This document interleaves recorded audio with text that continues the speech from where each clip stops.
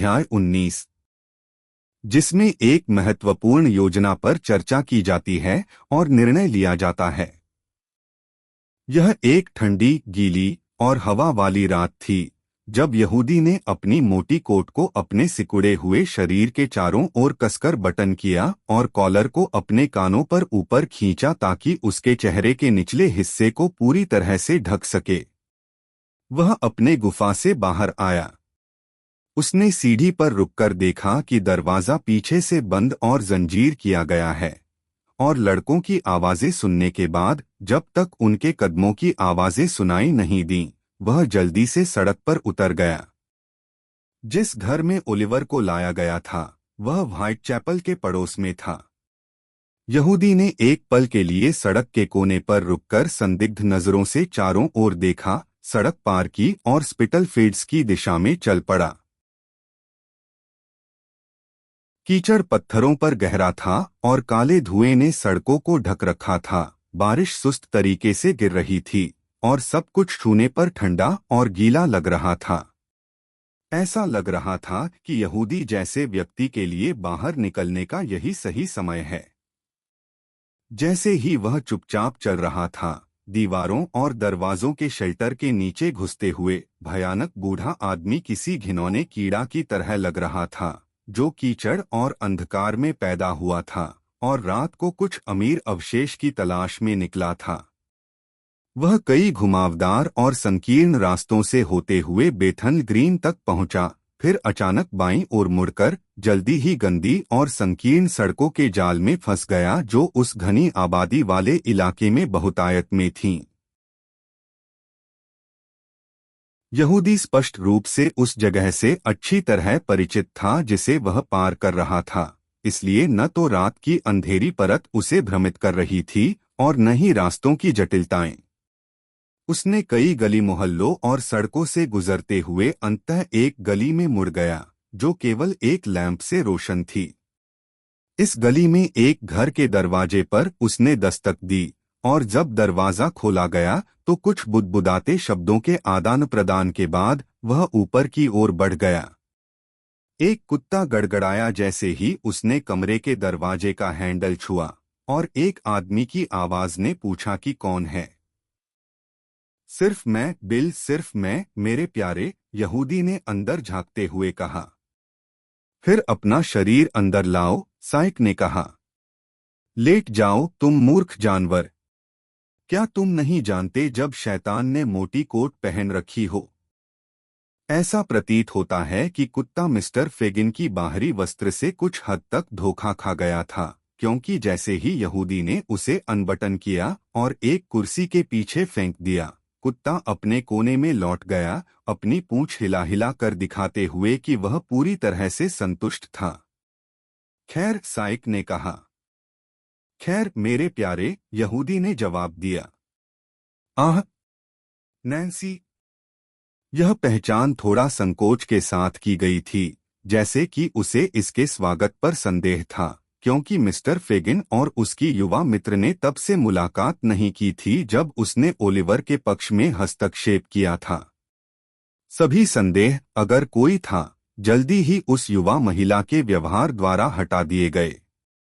उसने अपनी पाव को फेंडर से हटा लिया, अपनी कुर्सी को पीछे धकेल दिया और फेगिन से उसकी कुर्सी को खींचने के लिए कहा, बिना और कुछ कहे, क्योंकि यह ठंडी रात थी, इसमें कोई संदेह नहीं था।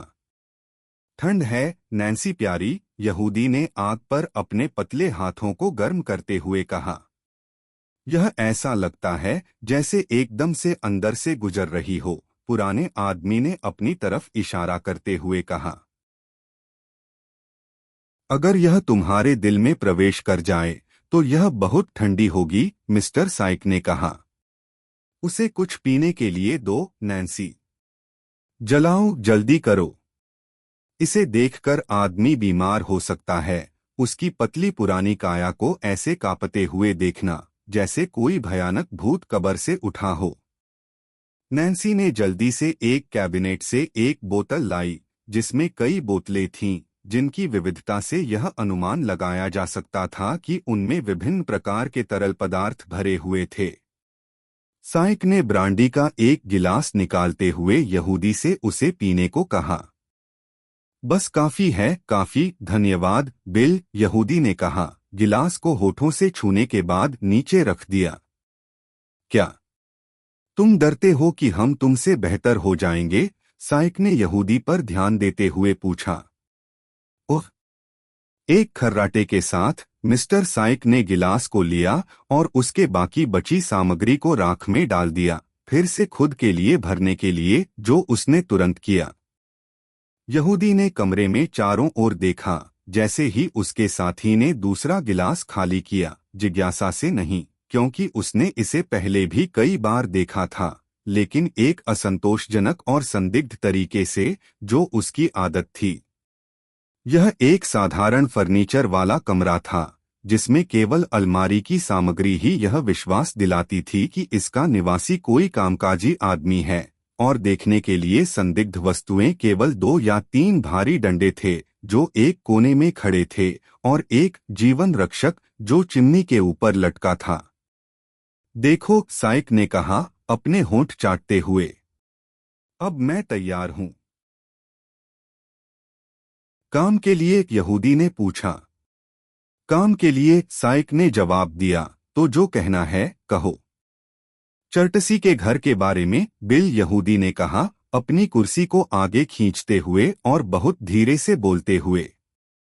हाँ, इसके बारे में क्या? साइक ने पूछा।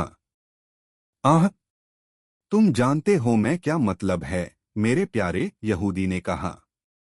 वह जानता है कि मैं क्या मतलब है, नैसी, क्या नहीं? नहीं, वह नहीं जानता, मिस्टर साइक ने व्यंग्य के साथ कहा। या वह नहीं जानता, और यही बात है। साफ साफ बोलो और चीजों को उनके सही नाम से पुकारो। वहां मत बैठो, इशारे करते हुए और मुझसे बात करते हुए, जैसे कि तुम पहले से ही डकैती के बारे में सोच रहे थे। तुम क्या मतलब है? शांत हो जाओ बिल, शांत हो जाओ, यहूदी ने कहा, जिन्होंने इस आक्रोश को रोकने की व्यर्थ कोशिश की। कोई हमें सुन लेगा, मेरे प्यारे, कोई हमें सुन लेगा।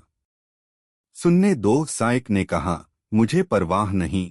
लेकिन जैसे ही मिस्टर साइक ने सोचा, उसने अपनी आवाज को कम कर दिया और शांत हो गया। देखो देखो, यहूदी ने कहा, विनम्रता से। यह सिर्फ मेरी सतर्कता थी, और कुछ नहीं। अब मेरे प्यारे, चर्टसी के घर के बारे में, इसे कब किया जाना है, बिल? हाँ, इसे कब किया जाना है? ऐसी प्लेट, मेरे प्यारे, ऐसी प्लेट, यहूदी ने कहा, अपने हाथ रगड़ते हुए और एक उत्साह के साथ अपनी भौहें उठाते हुए। बिल्कुल नहीं, साइक ने ठंडे स्वर में जवाब दिया। बिल्कुल नहीं किया जाना, यहूदी ने कहा, अपनी कुर्सी में पीछे झुकते हुए। नहीं, बिल्कुल नहीं, साइक ने जवाब दिया। कम से कम यह ऐसा नहीं हो सकता जैसा हमने उम्मीद की थी। फिर इसे ठीक से नहीं किया गया है, यहूदी ने गुस्से में कहा। मुझे मत बताओ। पर मैं तुम्हें बताऊंगा, साइक ने पलटते हुए कहा। तुम कौन हो जो बताया नहीं जा सकता? मैं तुम्हें बताता हूं कि टोबी क्रैकेट 2 हफ्तों से वहां घूम रहा है, और वह एक भी नौकर को लाइन में नहीं ला सका। क्या तुम मुझसे यह कह रहे हो, बिल? यहूदी ने कहा, जब दूसरा गर्म हो गया, कि घर में 2 आदमी भी नहीं जीते जा सकते। हाँ, मैं यही कह रहा हूँ, साइक ने जवाब दिया। पुरानी महिला ने उन्हें 20 साल से रखा है, और अगर तुम उन्हें 500 पाउंड भी दो तो भी वे इसमें नहीं आएंगे। पर क्या तुम यह कह रहे हो, मेरे प्यारे, यहूदी ने कहा, कि महिलाओं को नहीं जीता जा सकता?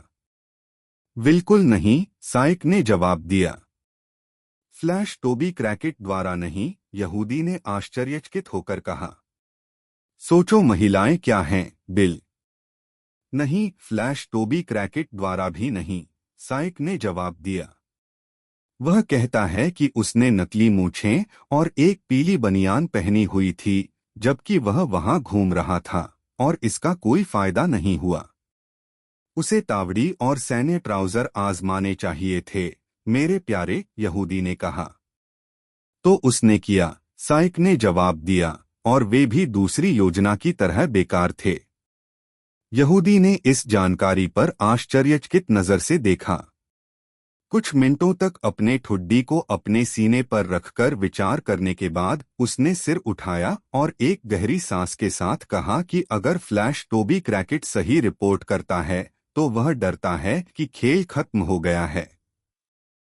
फिर भी बूढ़े आदमी ने कहा, अपने घुटनों पर हाथ गिराते हुए, यह एक दुखद बात है मेरे प्यारे कि हमने बहुत कुछ खो दिया जब हमने इसके बारे में सोचा था। हाँ यही है, मिस्टर साइक ने कहा। अधिकांश दुर्भाग्य। एक लंबी चुप्पी छा गई। इस दौरान यहूदी गहरे विचार में डूबा हुआ था और उसका चेहरा एक ऐसे दुष्ट भाव से विकृत था जो पूरी तरह से शैतानी था। साइक समय समय पर उसे चुपके से देखता रहा। नैन्सी, जो घर के ब्रेकर को नाराज करने से डरती हुई प्रतीत होती थी, आग की ओर ध्यान लगाए बैठी थी, जैसे उसने जो कुछ भी हो रहा था उसे अनसुना कर दिया हो। फैगिन, साइक ने अचानक उस सन्नाटे को तोड़ते हुए कहा, क्या अगर काम बाहर से सुरक्षित किया जाए तो यह 50 शाइनर अतिरिक्त के लायक है? हाँ, यहूदी ने कहा, जैसे अचानक खुद को जगा लिया हो। क्या यह एक सौदा है? साइक ने पूछा। हाँ मेरे प्यारे, हाँ, यहूदी ने जवाब दिया। उसकी आंखें चमक रही थीं और उसके चेहरे की सभी मांसपेशियां उत्तेजना से काम कर रही थीं। फिर साइक ने यहूदी के हाथ को कुछ तिरस्कार के साथ एक तरफ धकेलते हुए कहा, जितना जल्दी हो सके इसे कर दो। टोबी और मैंने परसों रात बाग की दीवार पर चढ़कर दरवाजे और शटर के पैनलों की जांच की। घर रात को जेल की तरह बंद रहता है, लेकिन एक हिस्सा है जिसे हम सुरक्षित और धीरे से तोड़ सकते हैं। वह कौन सा है? बिल, यहूदी ने उत्सुकता से पूछा। अरे, साइक ने फुसफुसाते हुए कहा, जब तुम लॉन पार करते हो। हाँ, यहूदी ने कहा, अपने सिर को आगे झुकाकर। उसकी आंखें लगभग बाहर निकल आई थीं। उम्फ, साइक ने अचानक रुकते हुए कहा, जैसे लड़की ने सिर को मुश्किल से हिलाकर अचानक चारों ओर देखा और यहूदी के चेहरे की ओर इशारा किया। कोई फर्क नहीं पड़ता कि कौन सा हिस्सा है। मुझे पता है कि तुम बिना मेरी मदद के नहीं कर सकते, लेकिन जब किसी के साथ काम करना हो तो सुरक्षित रहना अच्छा होता है। जैसा तुम्हारा मन हो मेरे प्यारे, जैसा तुम्हारा मन हो, यहूदी ने जवाब दिया। क्या तुम्हारी और टोबी की मदद के अलावा कोई और मदद चाहिए? नहीं, साइक ने कहा, सिर्फ एक सेंटरबिट और एक लड़के की जरूरत है। पहला हमारे पास है, दूसरा तुम्हें हमें ढूंढकर देना होगा। लड़का, यहूदी ने चौंक कर कहा। ओह, तो यह एक पैनल है ना? कोई फर्क नहीं पड़ता कि यह क्या है, साइक ने जवाब दिया। मुझे एक लड़के की जरूरत है और वह बड़ा नहीं होना चाहिए। भगवान, मिस्टर साइक ने विचारपूर्वक कहा, अगर मुझे नेड के छोटे लड़के के पास होता जो चिमनी स्वीप करने वाला था। उसने जानबूझकर उसे छोटा रखा और काम के हिसाब से उसे बाहर निकाला। लेकिन पिता को सजा मिलती है और फिर जुवेनाइल डेलिंक्वेंट सोसाइटी आती है और लड़के को एक ऐसे काम से ले जाती है जहां वह पैसे कमा रहा था, उसे पढ़ना और लिखना सिखाती है और समय के साथ उसे शिष्य बना देती है। और ऐसे ही चलता रहता है, मिस्टर साइक ने कहा, अपनी तकलीफ की याद से गुस्से में। ऐसे ही चलता रहता है। और अगर उनके पास पर्याप्त पैसे होते, जो ईश्वर की कृपा है कि नहीं होते, तो 1 या 2 साल में पूरे व्यापार में आधा दर्जन लड़के भी नहीं बचते। हम भी नहीं बचते, यहूदी ने माना, जो इस भाषण के दौरान विचार कर रहा था और केवल अंतिम वाक्य को ही सुना था। बिल, अब क्या? साइक ने पूछा। यहूदी ने नैन्सी की ओर इशारा किया, जो अभी भी आग की ओर देख रही थी, और इशारे से संकेत किया कि उसे कमरे से बाहर जाने के लिए कहे। साइक ने अपनी कंधे उचका दिए, जैसे उसे यह सावधानी अनावश्यक लगती थी, लेकिन फिर भी उसने मिस नैन्सी से एक बियर का जग लाने का अनुरोध किया। तुम्हें कोई बियर नहीं चाहिए, नैन्सी ने कहा, अपने हाथ बांधते हुए, और बहुत आराम से अपनी सीट पर बैठी। मैं तुमसे कहता हूं कि मुझे चाहिए, साइक ने जवाब दिया। बकवास, लड़की ने ठंडे स्वर में कहा, जारी रखो फैगिंग। मैं जानती हूं कि वह क्या कहने वाला है, बिल, उसे मेरी परवाह करने की जरूरत नहीं है। यहूदी ने अभी भी संकोच किया। साइक ने कुछ आश्चर्य के साथ एक से दूसरे को देखा। तुम्हें पुराने लड़की की परवाह नहीं है, फैगिन, उसने आखिरकार पूछा। तुमने उसे इतना समय देखा है कि उस पर भरोसा कर सकते हो, वरना शैतान इसमें है। वह बताने वाली नहीं है। क्या तुम, नैन्सी? मैं नहीं सोचती, युवा महिला ने जवाब दिया, अपनी कुर्सी को टेबल के पास खींचते हुए और उस पर अपनी कोहनियों को रखती हुई। नहीं नहीं मेरे प्यारे, मैं जानता हूं कि तुम नहीं हो, यहूदी ने कहा, लेकिन, और फिर से बूढ़े आदमी ने ठहराव किया। लेकिन क्या? साइक ने पूछा। मुझे नहीं पता था कि वह शायद बीमार हो सकती है, तुम जानते हो मेरे प्यारे, जैसे कि वह दूसरी रात थी, यहूदी ने जवाब दिया। इस स्वीकारोक्ति पर मिस नैन्सी जोर से हंस पड़ी, और एक गिलास ब्रांडी पीते हुए उसने चुनौतीपूर्ण भाव से सिर हिला दिया, और खेल को जारी रखो, कभी हार मत मानो, और इसी तरह के कई उत्साहपूर्ण उक्ति कहने लगी। ये बातें दोनों सज्जनों को पुनः आश्वस्त करती प्रतीत हुईं, क्योंकि यहूदी ने संतुष्ट भाव से सिर झुका दिया और अपनी सीट पर लौट आया, जैसे कि मिस्टर साइक ने भी किया। अब फैगिन, नैन्सी ने हंसते हुए कहा, बिल को तुरंत ओलिवर के बारे में बताओ। हाँ, तुम बहुत चतुर हो मेरे प्यारे, सबसे तेज लड़की जो मैंने कभी देखी, यहूदी ने कहा, उसकी गर्दन पर थपथपाते हुए। ओलिवर के बारे में ही मैं बोलने वाला था, बिल्कुल सही। हाँ हाँ हाँ। उसके बारे में क्या? साइक ने पूछा। वह तुम्हारे लिए लड़का है मेरे प्यारे, यहूदी ने गहरे फुसफुसाते हुए जवाब दिया, अपनी उंगली नाक के किनारे पर रखते हुए और भयानक तरीके से हंसते हुए। वह, साइक ने चकित होकर कहा। उसे ले लो, बिल, नैन्सी ने कहा। अगर मैं तुम्हारी जगह होती तो मैं उसे ले लेती। हो सकता है वह दूसरों की तरह सक्षम न हो, लेकिन अगर उसे बस एक दरवाजा खोलना है तो यही तुम्हारे लिए सही है। भरोसा रखो, वह सुरक्षित है, बिल। मुझे पता है कि वह है, फैगिन ने जवाब दिया। वह पिछले कुछ हफ्तों से अच्छी ट्रेनिंग में है, और अब समय आ गया है कि वह अपनी रोटी के लिए काम करना शुरू करे। इसके अलावा बाकी सब बहुत बड़े हैं।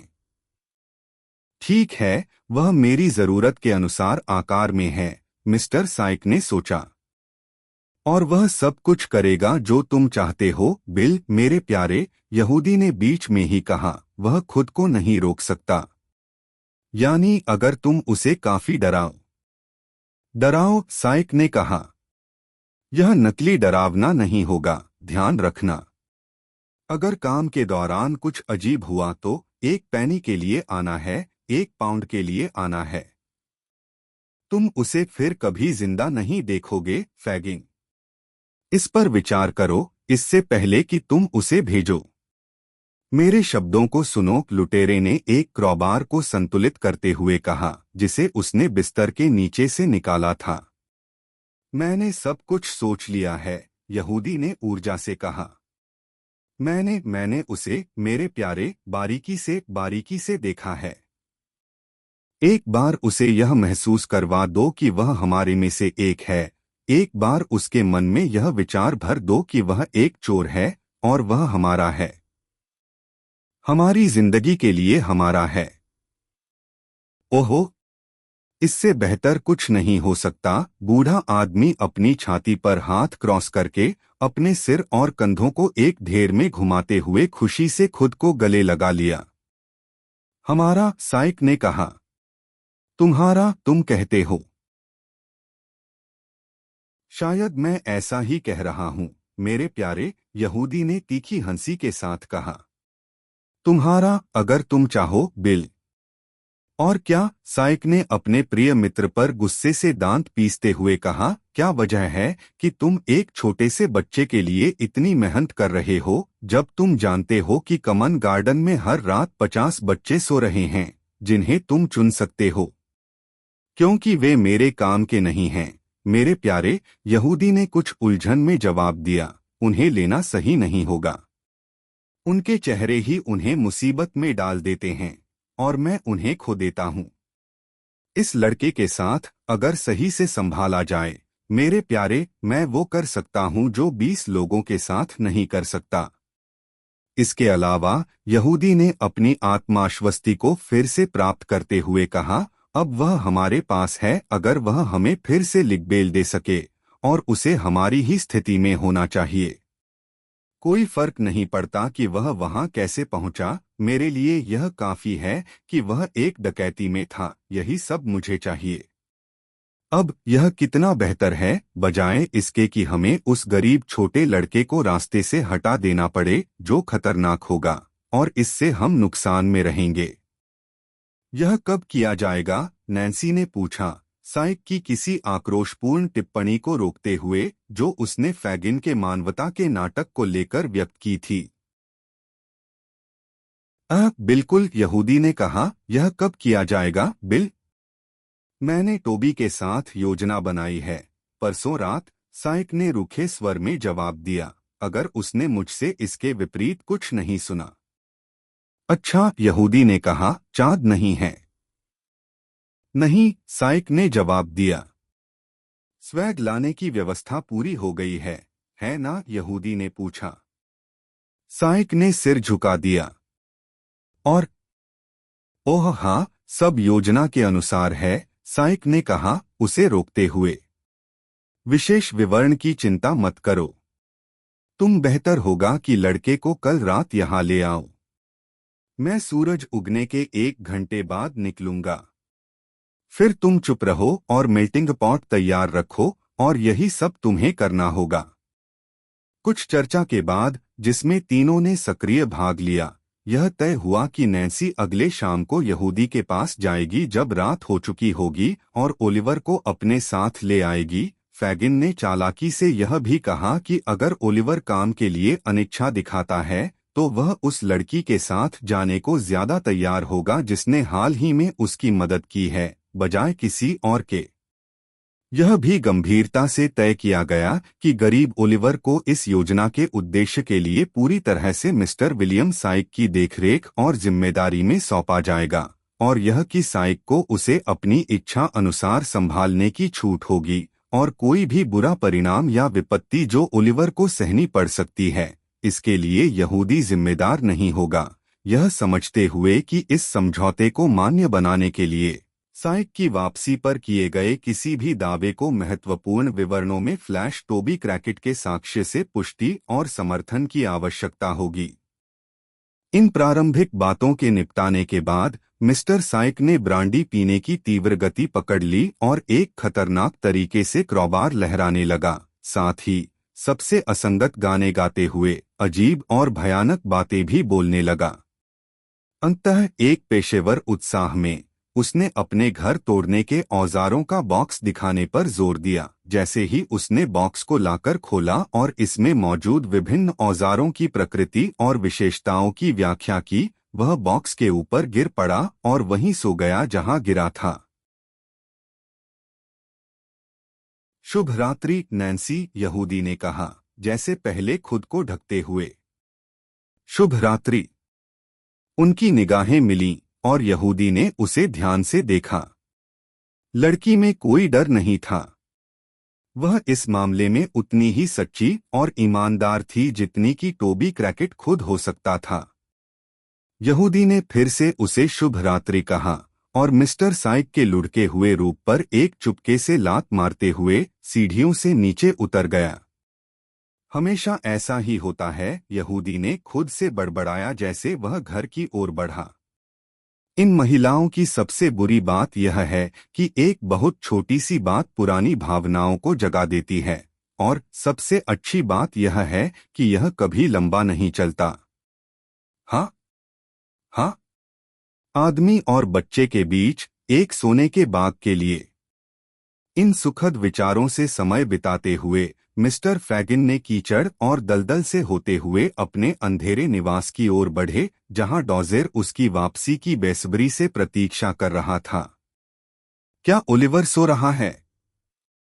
मुझे उससे बात करनी है। जैसे ही वे सीढ़ियां उतरते हैं, उनका पहला सवाल था। घंटों पहले, डॉजेर ने जवाब दिया, एक दरवाजा खोलते हुए। यहाँ वह है। लड़का एक साधारण बिस्तर पर सो रहा था, इतनी चिंताओं, उदासी और कैद की तंगाहट के कारण इतना पीला कि वह मृत्यु जैसा लग रहा था। मृत्यु जैसे वह शव और कफन में नहीं दिखती, बल्कि जैसे जीवन अभी अभी चला गया हो, जब एक युवा और कोमल आत्मा ने एक क्षण में स्वर्ग की ओर उड़ान भरी हो और दुनिया की भारी हवा ने बदलती धूल पर सांस लेने का समय नहीं पाया हो। अब नहीं, यहूदी ने धीरे से कहा। कल कल